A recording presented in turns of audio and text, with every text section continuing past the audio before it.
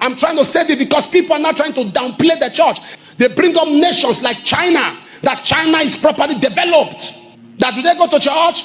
China has 200 gods that they worship, but they don't put that. They are not forward with it. It's at the background. Fact check me. Go and find out. Go online.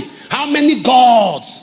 Psalm chapter 27 verse 6 and verse 8. Bring up verse 8. When thou saidst, seek my face, my heart said unto thee, thy face will I seek. I go to church to seek his face.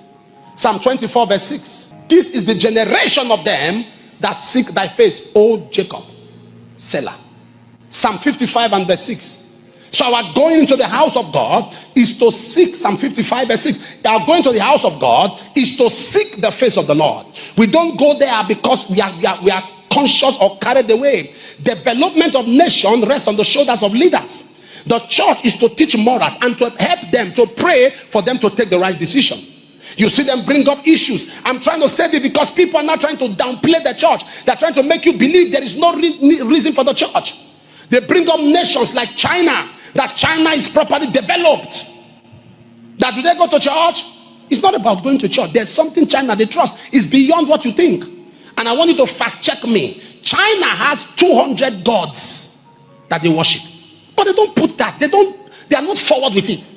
It's at the background. Fact check me. Go and find out. Go online. How many gods do they have in China? We see one of the best X sector today is India. They have over 1 million gods. So there is no nation that has abundance without connectivity to spirituality. Don't downplay the church. The church is the pride of God. The church is the voice of God.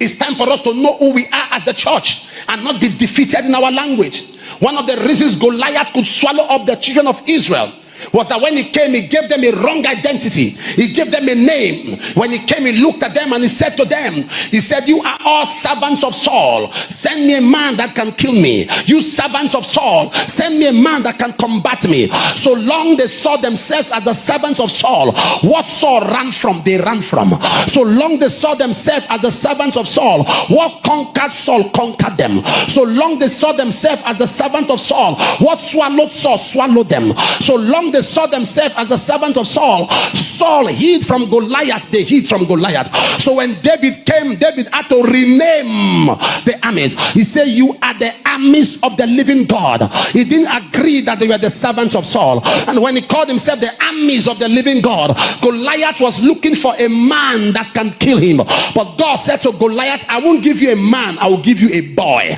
And David came and swallowed him up. The church is the royal priesthood, a holy nation, a choosing generation, a peculiar people. We are the voice of God. Do you know that the church is called the bride of Christ?